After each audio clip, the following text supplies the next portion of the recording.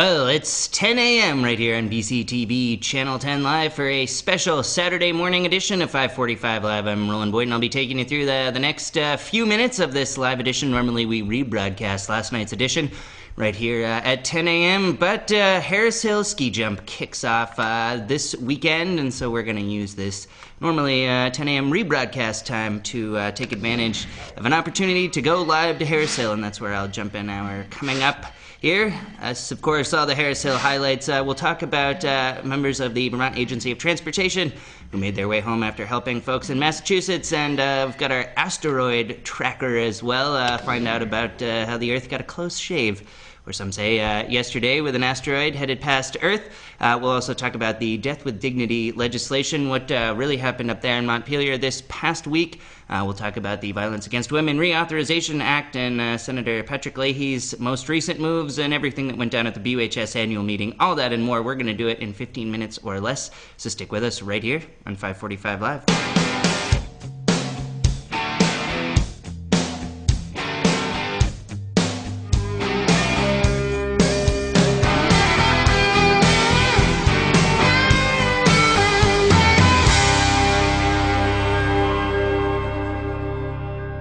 A lot of people coming in. We've got jumpers from 6 different countries. We've got Norwegians, Austrians, Czech,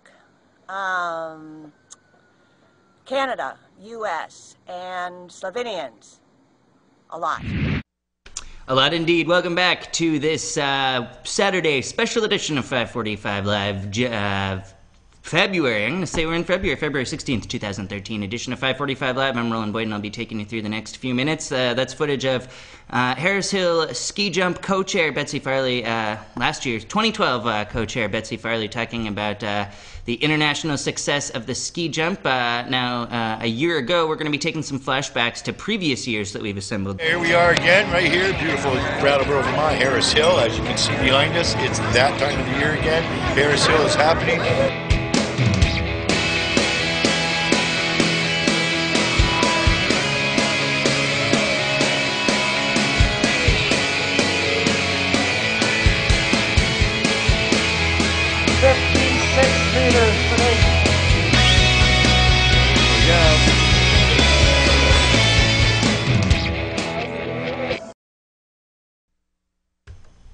Just a sample of some of the footage from last year's Harris Hills, footage that's been running all this week on BCTV, including last year's Pulse of Brattleboro special edition, all of which you can find at brattleboro.tv.org at your leisure.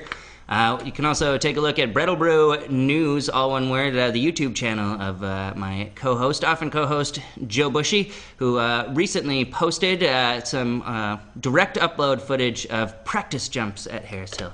This is from this year, just yesterday. All right, we're going to start by talking about the highly contentious end-of-life choice debate up in Montpelier. There we go. This is the contentious debate over the law often referred to as Death with Dignity, which would allow for physicians to write a life-ending prescription for a select few terminally ill patients experiencing extreme suffering. Its next chapter and its history began after the Vermont Senate passed the legislation this Thursday, despite the Judiciary Committee's recommendation. But for advocates of the bill, the news may not be as good as it appears, with over 20 pages of safety precautions removed at the 11th hour. Many now feel that the current legislation is unfit to pass and may not survive a rewrite in the House, where it heads next. Vermont Attorney General Bill Sorrell, who spoke in favor of the bill at the Judiciary Committee hearings in January, told reporters that the legislation as passed could cause problems for his office. So he said, "We think there are less protections for Vermonters and potential problems for us in enforcement." We've got a clip from 545 Live senior news correspondent Greg McAllister, who's gone through footage on and off the Senate floor from the past year. If you rename this, if you didn't call it physician-assisted suicide, but if you emphasize death with dignity, then we would reconsider. What this provides is for a terminally ill person with 6 months to live to have the physician prepare a lethal medication. In Christian theology, this assumption is based on Genesis chapter 1, which tells how God gave to the first man and the first woman the freedom to make their own decisions. My main concern is that people have control over that very last moment of their life as opposed to, and so I'm going to reflect that because I don't like the way it sounds here, hastening. One of the things we've heard, especially out of Oregon, is that the end-of-life choices are not made because of pain, but they're made because of quality of life, of dignity, of I don't have full control of myself anymore.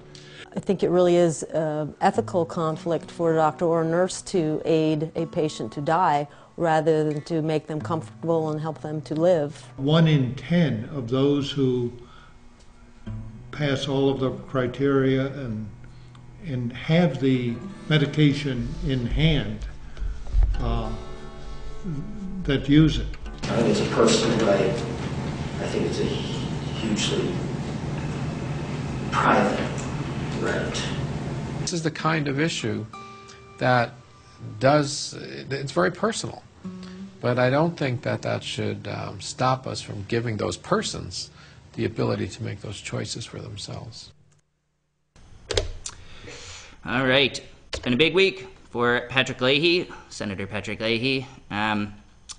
As the bill he's championed for the past 2 years, as the bill he's sponsored for the past 2 years passed with overwhelming support in the Senate. Once more, the Violence Against Women Reauthorization Act will head to Congress again, where last year House GOP let the bill expire for the first time since 1994.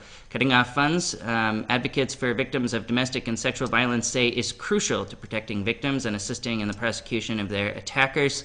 Now, with provisions for victims without legal documentation for their immigration status stripped from the bill, experts in Washington expect the legislation to pass through the House.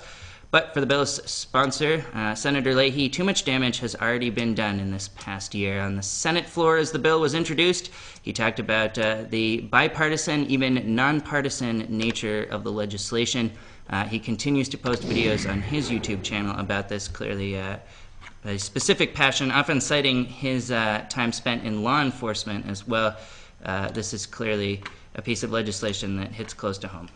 The police don't pick and choose and say, well, we can try to protect this victim, but not this victim. They want the tools to stop all of it.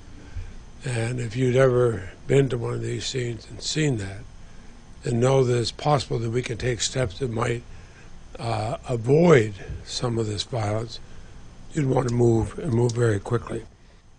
That bill put on the Senate floor this past week and run through the Senate with close to unanimous support, certainly a strong statement support-wise. All right, let's move on and talk about the Vermont Agency of Transportation for a moment. For that, we'll go back to the close-up here. More than 30 Vermont Agency of Transportation workers and 15 trucks and 15 loaders spent last week in Massachusetts lending their expertise to the teams still working to clear massive snow pileup from last weekend's blizzard. Once scheduled to return the following day, workers remained through the week to help, finally making their return to the Green Mountain State on Thursday night.